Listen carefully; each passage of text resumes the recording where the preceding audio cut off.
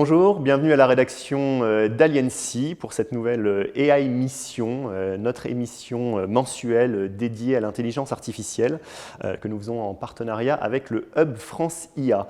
Ce mois-ci, un sujet qui nous amène encore un peu plus profondément dans la réalité des entreprises dans leur transformation IA, comment bien déployer les agents IA.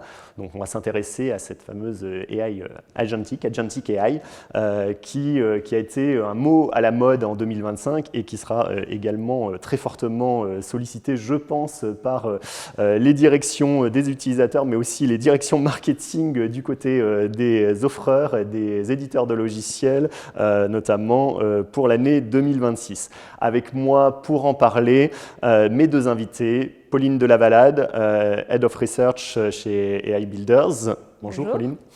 Et Olivier Lepelletier, qui est Chief Enterprise Architect chez Pernod Ricard. Bonjour Olivier. Bonjour. Alors, effectivement, on va parler pendant cette émission de ce que signifie déjà cette intelligence artificielle agentique, ce que ça implique pour les entreprises par rapport aux évolutions qu'on a déjà vécues ces dernières années et aux accélérations qu'on a vécues ces dernières années. Ce sera l'occasion de revenir sur quelques éléments de définition et puis sur les conditions qui permettent ce déploiement. Avant toute chose, j'aimerais qu'on revienne un peu sur les éléments d'actualité de ce mois-ci. J'ai noté une actualité quand on préparait cette émission avec vous, effectivement, qui était intéressante. C'est ce qui se passe non pas en France, mais en Corée du Sud. En Corée du Sud, où il y a quelque part un durcissement de la réglementation vis-à-vis de l'intelligence artificielle, pour notamment forcer à préciser ce qui est de l'IA ou pas, notamment dans les régimes publicitaires et vis-à-vis de l'emploi qu'en font les organisations. Donc on voit un cadre quelque part une volonté de clarification assez importante. C'est intéressant que ça se passe en Corée du Sud, finalement, cette approche réglementaire un peu différente. Olivier, qu'est-ce que vous en pensez ? Quand l'Union européenne a travaillé sur l'AI Act et qu'elle a mis en place l'AI Act, il y a eu beaucoup de discussions sur la manière dont les États ou les blocs géopolitiques envisageaient l'IA. Et il y a eu notamment des questions sur une forme de posture européenne qui consiste plutôt à réglementer, légiférer, qu'à innover. Et je trouve intéressant de voir que dans d'autres géographies, là en l'occurrence la Corée du Sud, mais on verra comment se positionnent aussi d'autres pays, le type de préoccupation est assez similaire et donc il y a la nécessité de chercher un équilibre entre l'innovation que peut nous amener la technologie et une forme de protection des citoyens, des individus en général, pour apporter de la clarté sur ce qui est amené par l'IA, la manière dont l'IA interagit et s'assurer aussi qu'il y a une forme d'accès à la réalité et aux faits qui soit le moins biaisé possible pour l'individu. Et on voit effectivement côté Union européenne où il y a eu très tôt cette volonté de réglementer, mais aussi aujourd'hui, puisque c'est également une actualité finalement de ces dernières semaines avec le Digital Omnibus, la volonté d'essayer de fine-tuner quelque part pour que les entreprises n'aient pas l'impression qu'on leur coupe l'innovation sous le pied. C'est quelque chose dont on parle beaucoup, ces aléas ou en tout cas ce réglage réglementaire chez les entreprises, Pauline ? On commence à en parler, oui, et c'est des préoccupations qui arrivent de plus en plus parce que les entreprises qui veulent se saisir de ces innovations technologiques sont contraintes de plus en plus par cette réglementation qui se met en place. Donc il y a une sorte de frein qui se met en place également. Et finalement, faut pas se laisser, il faut au contraire aller avec cette réglementation. C'est pas aller pas du tout là pour stopper toute l'innovation et stopper tous ces déploiements d'IA générative, d'IA agentique, mais plutôt pour les encadrer. Et au contraire, faut pas le voir comme un frein aujourd'hui, mais le voir comme quelque chose avec lequel il faut travailler et l'inclure directement dans les développements qu'on a aujourd'hui. Une autre actualité plus proche du sujet dont on va parler là tout de suite, c'est effectivement la création d'une fondation dédiée à l'Agentic AI, alors qui est placée sous le chapeau de la fondation Linux, qui est mobilisée par les grands acteurs américains sur le sujet, un peu les usual suspects de la technologie évidemment, mais avec également des contributions d'acteurs type Bloomberg qui se sont mobilisés là-dessus. Objectif, amener de la standardisation au niveau des agents IA. C'est attendu, bienvenu. Quel regard on peut porter sur la création d'une telle fondation ? Pour l'instant, leur objectif n'est pas extrêmement clair, on va le dire. Par contre, on pouvait s'y attendre parce qu'aujourd'hui, on a plein de grosses entreprises américaines ou même de gros éditeurs de solutions IA aujourd'hui qui utilisent cette même technologie des grands modèles de langage. Et puis, on aperçoit aussi une standardisation aujourd'hui autour de l'IA agentique avec de plus en plus de protocoles et de standards qui arrivent sur le marché justement pour accompagner ces déploiements à large échelle et apporter une première brique de standardisation. Donc, pour l'instant, cette fondation, elle a le mérite d'exister, elle a le mérite de rassembler des acteurs qui habituellement sont plutôt en compétition les uns avec les autres. Qu'est-ce qu'ils en feront ? On verra et l'avenir nous le dira, mais c'est intéressant de voir des acteurs qui se positionnent ensemble sur cette standardisation technologique. Du côté des utilisateurs, la standardisation, c'est toujours bienvenu comme mouvement, on va dire. On peut considérer que c'est un temps de respiration pour l'innovation autour de l'IA, puisqu'effectivement, les entreprises utilisatrices ont besoin de lisibilité sur les fondations qu'elles peuvent utiliser et les investissements moyen terme. Avoir une définition conjointe, c'est effectivement aussi la garantie de pouvoir faire interopérer des offres d'acteurs différents. Et donc c'est une forme de lisibilité des investissements et la capacité également à utiliser le meilleur de l'innovation en fonction de l'endroit où elle se trouve. Donc ça favorisera vraisemblablement le déploiement à encore plus grande échelle de l'IA. Oui, c'est vrai qu'un de leurs intérêts, on imagine, c'est de faciliter la création d'un marché et d'éviter, eux, de se retrouver dans un silo soit technologique. Ce qui est vrai aussi, finalement, pour les utilisateurs, parce qu'on parle de plus en plus ces temps-ci, et en particulier chez Aliency, de maîtrise des dépendances technologiques et le fait qu'il y ait cette interopérabilité, ces capacités d'avoir des standards, ça facilite aussi le fait de ne pas se retrouver plus tard coincé peut-être avec un acteur en particulier qui serait tellement spécifique qu'on ne pourrait pas vraiment en sortir quand bien même on le voudrait. J'aimerais qu'on rentre du coup dans le vif du sujet. On a commencé à parler du coup, comme je le disais, de ces agents IA, de l'agentique. Faisons peut-être le travail déjà un peu de démystification, puisque le terme, il y a beaucoup de bruit, hein, comme toujours, autour de l'intelligence artificielle. Le terme d'agentique est énormément utilisé, que ce soit sur LinkedIn ou dans les communications marketing, je le disais. De quoi on parle réellement, quel est le périmètre de ces agents IA et qu'est-ce qui change par rapport à ce mouvement qu'on a vu ces 3 dernières années d'accélération, notamment liée à l'IA générative. Qu'est-ce que vous pouvez m'en dire en résumé ?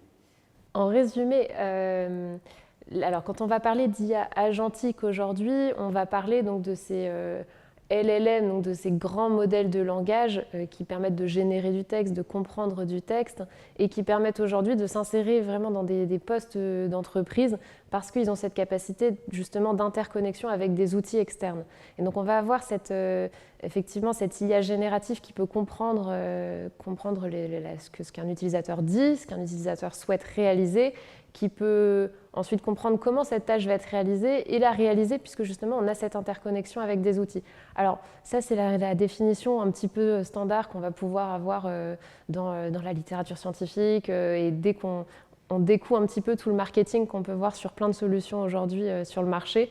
Mais c'est vraiment cette actionnabilité et cette intégration dans des processus d'entreprise et des processus métiers qui fait la force aujourd'hui de l'IA agentique, telle qu'on peut la voir d'un point de vue très technologique en tout cas.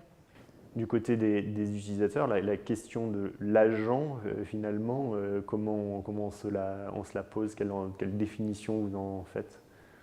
Une des grandes nouveautés, c'est qu'auparavant, la technologie permettait de déléguer un traitement des actions.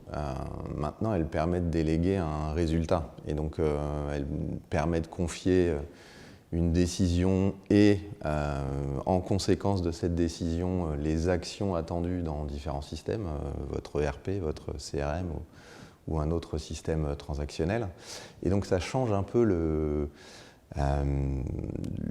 l'organisation de l'entreprise. En tout cas, ça ouvre des nouvelles opportunités puisque ça amène à revoir les méthodes de travail, ça permet d'envisager de traiter différemment des actions qui auparavant nécessitaient beaucoup de répétition en les déléguant à des agents qui vont pouvoir les exécuter beaucoup plus vite, sans avoir potentiellement de forme de fatigue par rapport à une répétition potentielle des demandes. Et donc ça remet en question aussi et ça ouvre des opportunités sur l'organisation des équipes, l'organisation des processus et plus largement les méthodes de travail. Alors on va y revenir effectivement sur les implications que ça a pour les organisations, mais grosso modo, si je résume, ce qu'on peut dire, c'est entre l'IA générative telle qu'on l'entendait jusqu'à présent et l'agentique, c'est le périmètre dans lequel cela va être touché. Est-ce qu'on peut dire qu'on passe de l'exécution d'une tâche qui était demandée, effectivement exécutée par l'intelligence artificielle à une délégation de toute la chaîne, donc avec y compris le rebond de décision qu'il y a au fur et à mesure? Est-ce qu'on peut parler d'une délégation de décision dans cette chaîne agentique? C'est l'objectif, en fait, sous réserve qu'on soit en mesure de proposer à l'agent ou aux agents les données et le contexte qui permettent la prise de décision et la réalisation des actions. L'objectif, c'est effectivement de déléguer ces deux étapes. De déléguer la décision et les actions qui en découlent. C'est quand même un changement de paradigme assez important pour la façon dont une entreprise pense justement sa chaîne d'action, et ça va demander, on imagine, un peu d'organisation, de réorganisation autour. Sur ce sujet, justement, j'aimerais revenir avec vous sur quelque part. Alors, pas l'état du marché d'un point de vue technologique au sens propre, mais plutôt de la perception qu'il y a de ces sujets. Je dis, on est quand même dans un bruit permanent autour de l'IA, une nouveauté en chasse l'autre, et il y a une communication très très forte.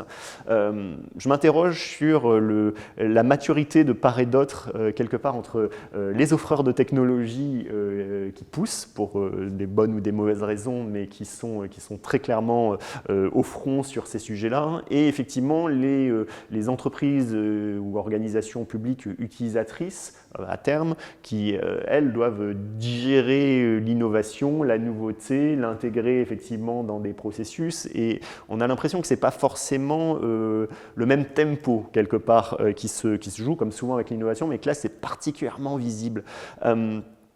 Quel regard vous portez chez AI Builders sur finalement la maturité du marché et des organisations aujourd'hui quand il est question d'agentique? Alors sur la partie maturité du marché, on a des solutions, beaucoup de solutions sur le marché qui se sont saisies très rapidement de toutes ces évolutions technologiques. Donc on a des solutions qui peuvent utiliser une technologie qui est, elle, très mature, qui est de plus en plus robuste et qui offre de plus en plus de performances. Et donc un marché qui se construit, qui est très très dynamique, qui est parfois compliqué à manœuvrer, mais qui vraiment monte en maturité rapidement. Du côté des entreprises, ce qu'on observe chez AI Builders, c'est qu'il y a une vraie volonté de se saisir de ces technologies, de se saisir de ces évolutions en termes d'IA générative, d'IA agentique, à la fois pour augmenter les processus, pour augmenter la productivité, pour que des collaborateurs puissent passer plus de temps sur des tâches à plus forte valeur ajoutée, mais également de cette intégration à plus large échelle qui peut prendre du temps. On a beaucoup vu dans ces derniers mois beaucoup de POC, de petits projets qui commencent à naître, qui testent justement ces technologies et qui ont parfois du mal à passer à l'échelle. Et ce passage à l'échelle, parfois, il peut être freiné par plusieurs facteurs, mais notamment parce qu'il y a une partie formation des utilisateurs. Il y a des gens qui sont très appétents, qui se sont saisis très vite de ces technologies et qui en demandent, mais on a d'autres utilisateurs qu'il va falloir former spécifiquement pour ces technologies. Donc, un marché qui monte en maturité aussi bien du côté des solutions que des entreprises, mais ce passage à l'échelle qui nécessite un certain accompagnement et une certaine réflexion pour que ces technologies soient prises en main de manière pertinente et performante par les entreprises.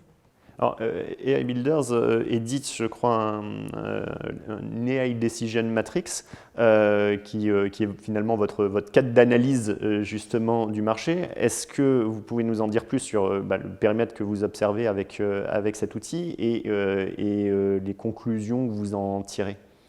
Alors, les AI Decision Matrix, c'est une série d'études qu'on sort régulièrement qui ciblent en général une verticale technologique ou une verticale métier. En l'occurrence, récemment, on a fait une étude sur la verticale des plateformes qui proposent à des utilisateurs non techniques de construire des agents. C'est-à-dire qu'on passe du côté low-code, no-code, donc le fait de pouvoir utiliser l'IA pour construire un assistant IA sans avoir besoin de développer, donc de coder. Et donc sur cette étude, ce qu'on a observé, on a référencé une quarantaine de solutions, on les a testées, on a regardé justement cette faisabilité technique que ces solutions et que ces solutions du marché offraient. Je pense qu'on peut l'afficher d'ailleurs, effectivement, oui. le cadre, parce que c'est assez visuel comme façon de faire, s'y retrouver sur le marché. Hein. Pour les organisations, elles ont souvent un peu de mal face à ce florilège de propositions de valeur. Oui. Et donc comme vous pouvez le voir, on en a référencé une vingtaine, 19, sur lesquelles on trouvait qu'il y avait justement une maturité suffisamment forte et une performance suffisamment intéressante pour pouvoir être référencées. Et les grandes familles finalement de solutions qui sont référencées dans cette étude se distinguent un petit peu en 3 groupes, avec à la fois des solutions qui viennent s'intégrer dans des écosystèmes existants. Donc là, on va avoir les solutions plutôt de Microsoft, de Google, d'Amazon, mais aussi de certains CRM tels que Salesforce. Et puis, on va avoir des solutions au contraire très orientées, orientées plutôt vers des profils techniques et qui justement utilisent cette performance et cette maturité technologique qu'ils avaient pour doucement venir chercher des utilisateurs moins techniques en proposant des interfaces low-code, no-code. Alors là, on va avoir des solutions telles que N8N, telles que Flowise ou Langflow. Et puis après, il y a les derniers. Il y a ceux qui sont spécialisés dans l'agentique, qui viennent de commencer à apparaître et qui vraiment se sont positionnés sur cette technologie en proposant vraiment des solutions spécialisées pour les métiers, pour les collaborateurs des entreprises, pour justement intégrer des outils externes d'entreprise, tout en proposant cette technologie et cette capacité de no-code.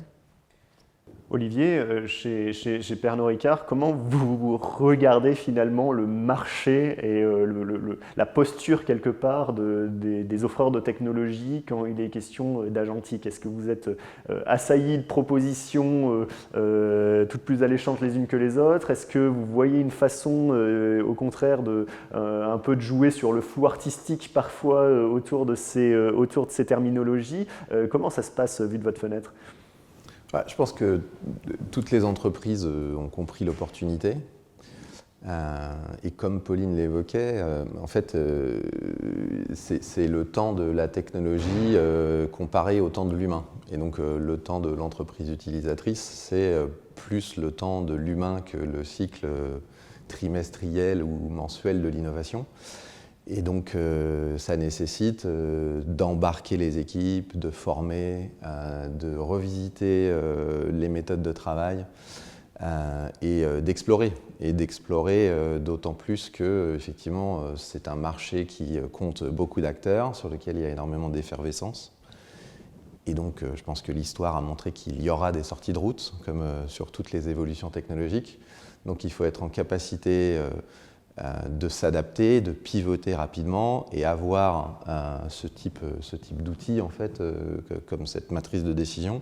C'est un élément qui permet de prendre du recul, d'éclairer les choix et de décider ce qu'on explore, ce qu'on passe à l'échelle, d'évaluer les risques que l'on prend et d'accepter ces risques pour avoir le plus d'impact possible dans l'entreprise. Donc c'est un élément important.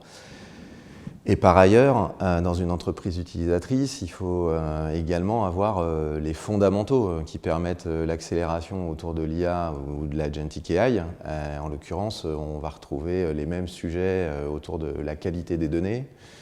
Et donc, si votre qualité de données est faible, vous avez objectivement un frein important à l'entrée. La master data est un élément structurant aussi. Quand on parle de déléguer une décision à un agent, s'il n'y a pas de point de référence sur la donnée, votre capacité à réellement déléguer une action et une décision, elle est très négativement impactée.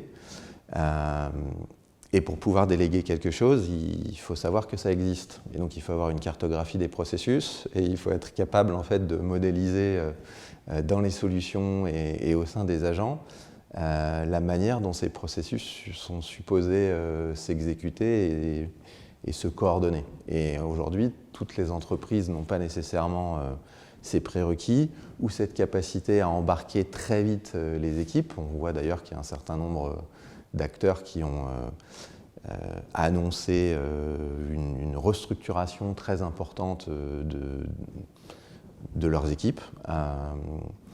Et donc ça, effectivement, pour une entreprise utilisatrice, c'est un ensemble de défis qui demandent du temps, qui demandent de l'accompagnement. Et donc c'est ce qui crée notamment ce décalage entre le rythme de l'industrie tech, de l'industrie technologique, et les autres secteurs d'activité. Et dans ce que je comprends, effectivement, l'une des différences entre intégrer de l'IA générative sur des morceaux d'activité en fonction de cas d'usage, y compris de business spécifique, et passer aux agents IA, ça met vraiment en exergue cette importance du processus business particulièrement bien défini, clair, pour avoir une visibilité sur cette chaîne. Donc, a priori, ce qu'on peut dire, si on se tourne sur la maturité des entreprises utilisatrices, c'est celles qui sont le mieux organisées en matière de process business, qui vont avoir un avantage certain pour surfer sur cette vague-là. Je le crois, plus votre entreprise est lean, et en maîtrise de ces données, meilleur est votre contexte et donc vous disposez d'une forme d'avantage pour la mise en œuvre. Et il est vrai que l'Agentic AI introduit une forme de nouvelle étape au-delà de l'IA générative, puisque finalement vous créez des membres numériques de vos équipes et ces membres numériques, ils vont travailler entre eux et également avec des individus, avec des collaborateurs et des collaboratrices. Et donc ça change le paradigme, ça change la manière dont vous avez besoin de préparer l'onboarding en fait, d'une certaine manière de ces nouveaux employés numériques. Et donc ça amène à repenser assez profondément les méthodes de travail. Et donc si vous êtes déjà préparé à cette mise en perspective continue de vos méthodes de travail, vous avez un temps d'avance. Alors, j'aimerais justement qu'on se concentre sur cette logique de dire, ok, on voit le contexte, on voit on va dire sur le papier les implications et le cadre qui va être impacté. Maintenant, sur cette question de comment on fait en sorte qu'un déploiement d'agents se passe bien, par quoi on commence. Alors, peut-être un mot, Olivier, sur finalement la doctrine chez Pernod Ricard aujourd'hui, en cette fin d'année 2025, vis-à-vis de l'Agentic. Est-ce que l'idée, comme on l'a pu l'entendre par le passé sur certaines technologies, est-ce que l'idée c'est maintenant de faire finalement Agentic First dans la façon dont vous pensez les futurs technologiques sur ces sujets-là? En tout cas, pour chaque nouvelle initiative, il est important de se poser la question de ce que l'IA agentique débloque potentiellement et de se demander si on devait revisiter cette décision dans 2 ou 3 ans. Est-ce qu'on aurait un regret vis-à-vis de l'Agentic AI, vis-à-vis de l'absence d'utilisation d'Agentic AI. Et donc, ça fait partie des critères d'évaluation, en fait, quand on choisit les solutions qui vont nous permettre d'implémenter une initiative. Quelle opportunité autour de l'agentic? Est-ce que la valeur est tangible? Est-ce qu'elle justifie l'investissement? Et donc ça amène un nouveau prisme dans les prises de décision, dans les horizons de temps également aussi, puisque auparavant, quand vous faisiez un investissement au service de votre business à travers une technologie, vous aviez raisonnablement 2-3 ans pour matérialiser la valeur. Et aujourd'hui, en quelques semaines, votre investissement il peut être balayé par un nouvel objet technologique. Et donc ça oblige à une agilité et à une augmentation de la capacité à pivoter et à s'adapter qui est beaucoup plus intense qu'auparavant. Donc, première effectivement déjà étape au niveau de la prise de décision, de la vision stratégique, intégrer l'agentique dans cette vision stratégique et potentiellement du coup ses conséquences et notamment cette notion qui est assez intéressante du coût d'opportunité potentiellement à 2 ou 3 ans qui pourrait y avoir pour l'entreprise. Chez iBuilders, comment on se pose la question par où commencer vis-à-vis d'une entreprise qui serait moteur sur le fait de s'emparer de l'agentique? Bon, je pense que c'est un peu ce qu'Olivier a partagé. Déjà, il faut savoir où la mettre. Donc, il faut comprendre quels sont les processus aujourd'hui sur lesquels l'agentique aurait le plus de valeur, quels sont les gains à aller chercher. Et puis après, il y a toutes les questions techniques à se poser également. Est-ce qu'on va avoir les données à disposition nécessaires pour mettre en place cette IA agentique, pour mettre en place cette automatisation de processus que ce soit en entier ou certaines parties de processus tout simplement, parce qu'on ne peut pas déléguer toutes les décisions à l'IA non plus. Et puis après, il y a aussi, on revient finalement aux mêmes techniques qu'on avait avec l'IA plus classique il y a quelques années. Il faut tester, il faut implémenter des métriques en continu pour s'assurer du bon déploiement de ces technologies. Il faut avoir les bons indicateurs également pour être sûr que la valeur continue d'être générée au fur et à mesure de ce déploiement. Et puis après, vous l'avez très bien dit tout à l'heure Olivier, on est sur des technologies qui évoluent très rapidement. Et donc dès que ces technologies évoluent, il va falloir finalement injecter, il va falloir inclure dans notre IA agentique, dans notre projet, ces évolutions technologiques, former les utilisateurs à ces nouvelles fonctionnalités également. Donc il y a aussi toute finalement cette réflexion sur comment est-ce que sur le long terme, je vais continuer de me saisir de ces évolutions technologiques pour garder justement ce temps d'avance et cette valeur qui sera générée.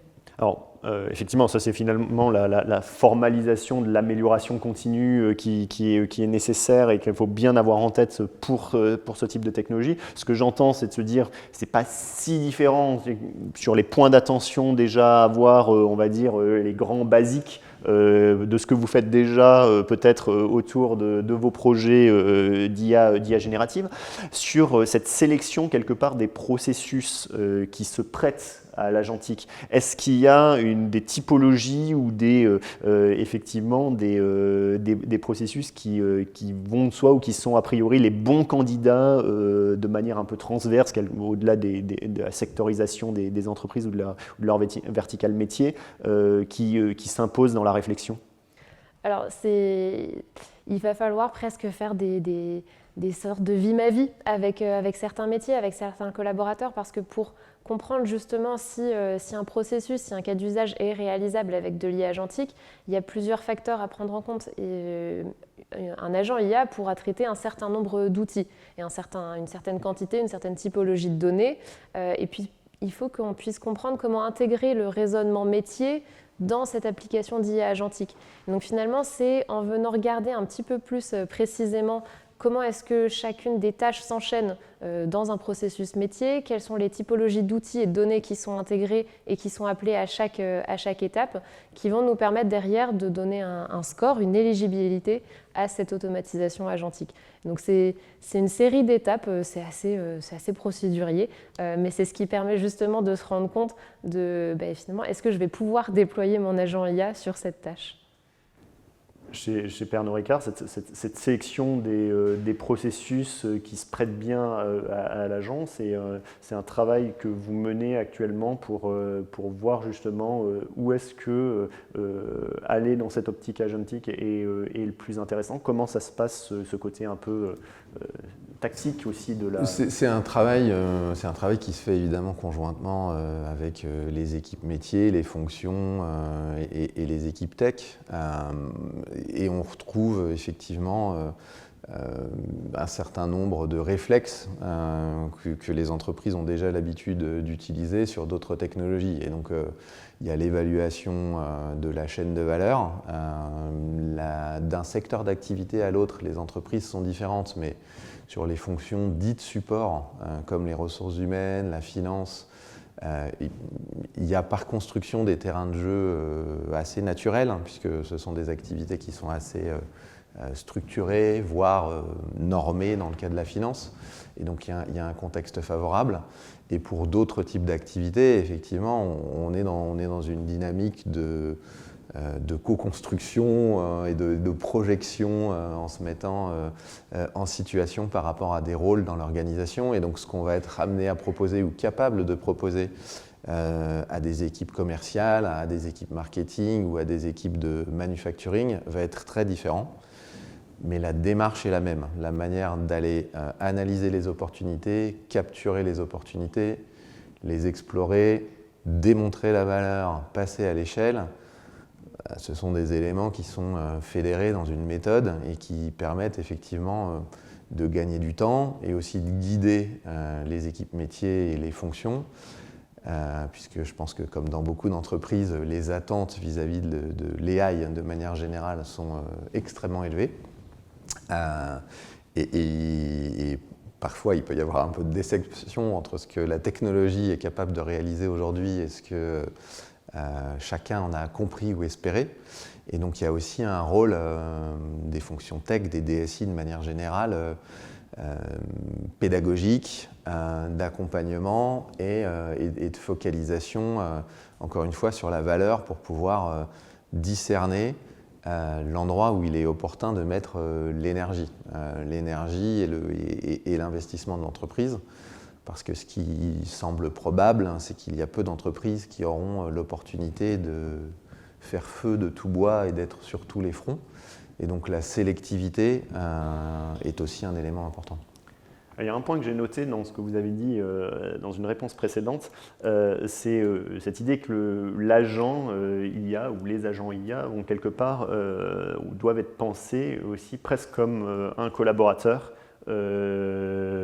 qui va s'insérer dans une organisation plus large et avoir une logique effectivement de relations, de tâches, etc., de prise de décision dans l'ensemble. Et vous avez cité ce terme en disant qu'il faut quand même prévoir l'onboarding quelque part de ces acteurs, nouveaux acteurs dans l'organisation, qui est un terme finalement très RH, quelque part. On fait l'onboarding d'un salarié et on prépare son offboarding aussi dans certains cas si nécessaire. Il y a des périodes d'essai pour voir si les personnes s'intègrent bien dans l'organisation. On est exactement sur cette logique-là finalement avec les agents, comment on pense leur intégration aux côtés de l'humain. Il faudra former les utilisateurs, il faudra former les humains à travailler avec ces agents, aussi bien pour qu'ils puissent avoir eux aussi un regard critique sur la qualité des réponses qui peuvent être générées parfois, sur les résultats que l'IA permet de donner, mais aussi sur comment finalement déléguer une partie des tâches qui peuvent être répétitives aujourd'hui à des logiciels d'IA générative et d'IA agentique qui font ça très bien et qui font ça de mieux en mieux. Je pense que voilà, c'est comme avec tout nouveau collaborateur ou toute nouvelle technologie, il faut apprendre à travailler avec. Il y a une phase de formation au début, il y a une phase d'acclimation, et puis après, il faut s'assurer aussi que sur le long terme, ça ait toujours de la valeur.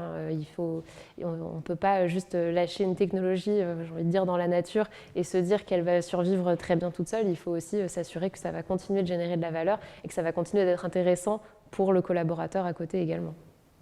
Et on peut faire beaucoup de parallèles, je pense, entre effectivement l'arrivée d'un nouveau collaborateur, nouvelle collaboratrice dans une entreprise et l'apparition d'un agent ou d'agents au pluriel dans une organisation. En fait, l'agent, on lui confie une mission, c'est son périmètre d'action, et donc d'une certaine manière, il a une fiche de poste, cet agent. Il a des interactions, il intervient dans un écosystème, dans une équipe. Il a besoin d'apprendre, et donc il y a une phase effectivement d'assimilation des méthodes de travail de l'entreprise, des interactions avec les collaborateurs, collaboratrices, et les dynamiques, d'une certaine manière, sont comparables. Je reviens sur le point de la période d'essai. Cette période d'essai, pour un agent, elle vise à vérifier que les décisions et les actions qui sont réalisées sont conformes aux attendus, et elles permettent de construire la confiance. Et donc, de la même manière que quand vous accueillez quelqu'un au sein d'une équipe, il y a une période qui crée la confiance et qui permet ensuite d'avoir des modalités de travail différentes.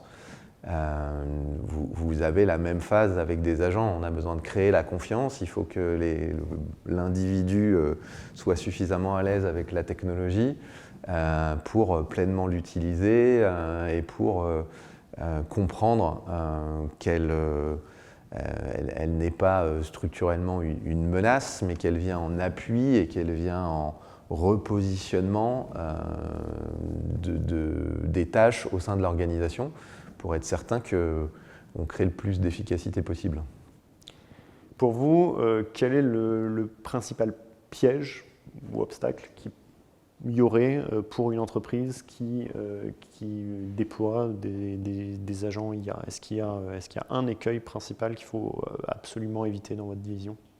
C'est de se dire que ça va pouvoir tout faire et remplacer tous les métiers, tous les collaborateurs. C'est pas vrai de dire ça, et il ne faut pas tomber dans ce piège de se dire bon bah j'ai mis une IA quelque part, j'ai vu qu'elle faisait ça très bien la première fois, donc en fait elle va pouvoir tout faire très bien, et donc je vais automatiser l'intégralité de mon processus ou de mon métier sans aller rechercher plus finement quelles sont les performances à mi-étape de chacun de ces processus. Et donc un des pièges, il y en a plein des pièges, mais un des pièges, c'est de se dire c'est pas magique, ça reste un modèle d'intelligence artificielle avec une part de probabilité, ça reste un modèle statistique, et donc il ne faut pas s'attendre à ce qu'on ait 100% de taux de réussite tout le temps sur tout type de tâches. Il faut cibler et aussi encadrer ses performances. Le risque de généralisation quelque part de la performance, effectivement. Olivier ? On peut aussi citer le piège autour de la qualité des données ou de la clarté des processus. En fait, croire qu'on peut pleinement tirer profit de l'IA agentique sans ces deux fondamentaux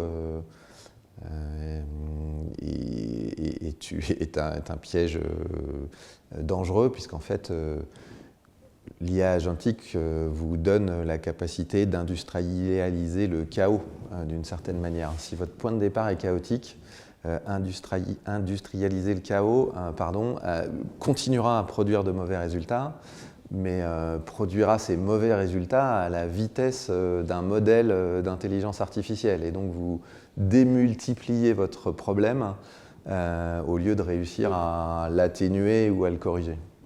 Effectivement, c'est intéressant. Accélérer le chaos, c'est pas forcément ce que les gens ont en tête quand ils parlent d'agentique, j'imagine. Une autre question pour vous, Olivier. Le rôle d'une direction des systèmes d'information dans l'équation, parce que là, on parle quelque part effectivement d'une collaboration avec les métiers. imagine qu'avec le bruit ambiant, il va y avoir une forte tentation aussi des métiers, soit de faire des idées, soit d'avoir un peu les deux bouts du curseur, hein, vouloir y aller, avoir une idée un peu floue peut-être de ce que ça peut apporter, comme on se l'est dit, ou au contraire être très sceptique de ce que ça va vraiment apporter. Que peut faire une DSI pour aider son entreprise concrètement au-delà du cas projet par projet? Est-ce qu'il y a une bonne pratique que vous recommanderiez pour aider à cette adoption? Il y a le fait d'accompagner, très clairement, dans l'identification des cas d'usage, dans l'analyse de la chaîne de valeur, parce que c'est quelque chose qui se joue en équipe, en fait, et donc je pense profondément qu'il y a un rôle d'accompagnement des métiers et des fonctions pour que le succès soit au rendez-vous. Il y a aussi le devoir de créer un contexte qui soit favorable, qui soit un enabler. Et donc ça, c'est les missions classiques d'une fonction tech sur la mise à disposition de plateformes qui soient sécurisées, qui soient robustes, qui soient scalables, mais ça, ce n'est pas un élément nouveau au regard de l'intelligence artificielle. Ça fait partie d'une forme d'attente fort légitime des métiers vis-à-vis d'une DSI. Et je pense qu'il y a aussi une clé sur la capacité à permettre l'exploration. J'insiste un peu sur cette dimension-là. En fait, permettre l'exploration, c'est débloquer l'univers des possibles pour les métiers et les fonctions. Et donc ça, c'est un élément qui, là encore, se joue en équipe et sur lequel il faut une collaboration très significative. Est-ce qu'il y a un intérêt à ce que la DSI, quelque part, s'applique à soi-même cette recommandation qu'elle fait au métier, quelque part, et donc l'agentique pour l'IT, aujourd'hui, est-ce que ça doit être une étape importante? Oui, je pense que c'est le point additionnel. Nul n'est prophète en son pays, et donc il faut être exemplaire, hein. Il faut démontrer. Et s'appliquer l'agentic AI à soi-même, c'est-à-dire s'assurer qu'on tire profit de ses capacités dans les missions de delivery d'une DSI, c'est un élément qui permet d'une part d'illustrer auprès des métiers et des fonctions que c'est possible, qu'on peut le faire à l'échelle et que les équipes sont en maîtrise, puisque en appliquant à nous-mêmes ces approches, en automatisant un certain nombre d'activités très classiques sur l'identification des user stories, la qualité des livrables, les générations de code, jusqu'aux étapes de mise en production, et en orchestrant en fait ces différentes étapes, on montre qu'on est capable d'avoir un workflow qui soit robuste et qui permette de livrer de la valeur pour une entreprise. Et ça, effectivement, ça permet d'être exemplaire et de démontrer qu'on est prêt à répliquer sur d'autres contextes qui sont évidemment beaucoup plus parlants et beaucoup plus tangibles pour les métiers et les fonctions. Oui, c'est éviter à tout prix le faites ce que je dis parce que je fais sur ce genre de Il faut être exemplaire, effectivement.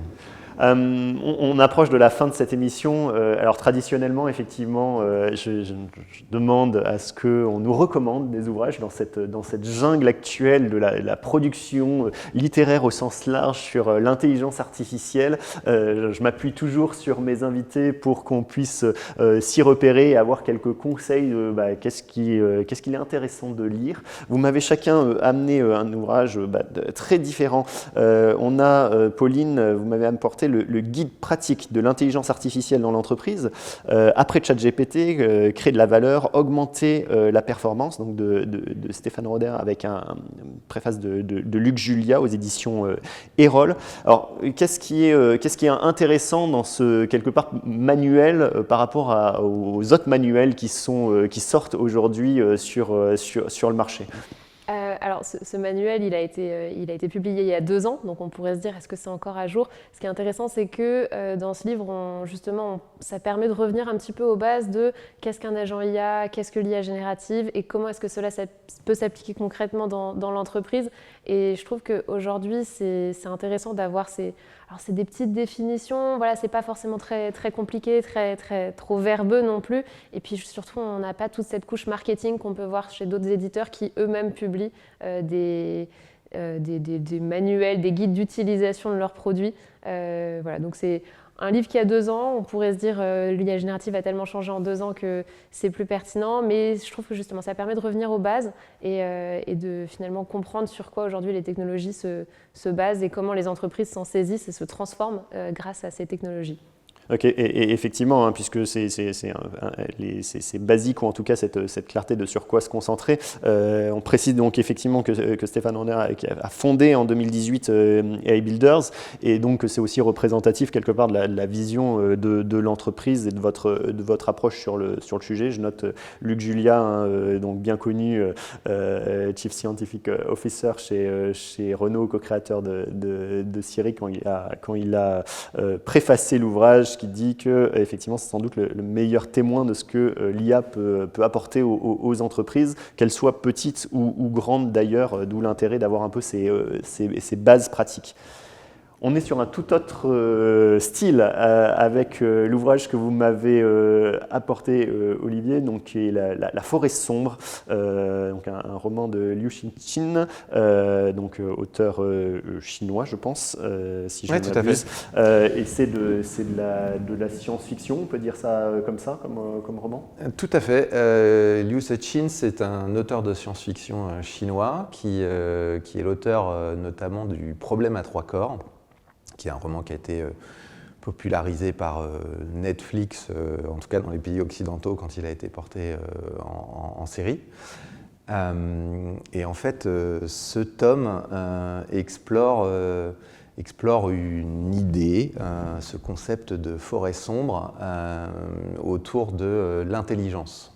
Et donc l'idée qui est développée, c'est que plus une civilisation ou un individu est intelligent, plus il perçoit un risque dans le fait de manifester son intelligence, et donc il comprend qu'il a une forme, en tout cas il a la sensation qu'il a un intérêt légitime à cacher son intelligence. Et c'est, selon l'auteur, ce qui expliquerait pourquoi aujourd'hui l'humanité n'est pas capable d'identifier des signes d'intelligence dans l'univers. Et donc ce silence cosmique serait expliqué par le fait que plus l'intelligence se développe, plus on s'inquiète de son voisin, d'une certaine manière. Et pourquoi cet ouvrage dans le contexte de l'intelligence artificielle? C'est que, compte tenu de la vitesse à laquelle l'IA se développe, je me demande si nous atteindrons, et si c'est le cas, quand nous atteindrons une étape où l'intelligence artificielle considérera qu'elle n'a plus intérêt à dévoiler aux humains ses capacités réelles. Donc là, on est effectivement sur une projection prospective qui est intéressante. Et c'est développé en voilà, un peu plus de 700 pages. Donc on a l'aspect roman, mais effectivement, ce sujet intellectuel de fond sur le futur de l'intelligence artificielle qui est pas anodin dans les implications que ça a. Et même si vous ne lisez pas pour le lien potentiel avec l'intelligence artificielle, c'est un petit bijou de science-fiction qui ravira tous les amateurs du genre. Effectivement, merci de m'avoir apporté ces 2 ouvrages, et donc ce sont nos recommandations lecture en conclusion de cette émission. Il me reste à vous dire à une prochaine fois. Notre prochaine émission fera un bilan des sujets clés 2025 et se projettera sur ce qui va être mené en 2026 aujourd'hui, et sur les priorités des organisations, les grands chantiers de travail. Avec notre partenaire, le Hub Francia, on fera un tour d'horizon effectivement sur là où il va falloir mettre un peu d'huile de coude et de réflexion en 2026 par rapport à ce qui a déjà été fait en 2025. Donc je vous invite à nous rejoindre le mois prochain pour ce nouvel épisode. Et Et d'ici là, je vous dis à une prochaine fois. Merci beaucoup.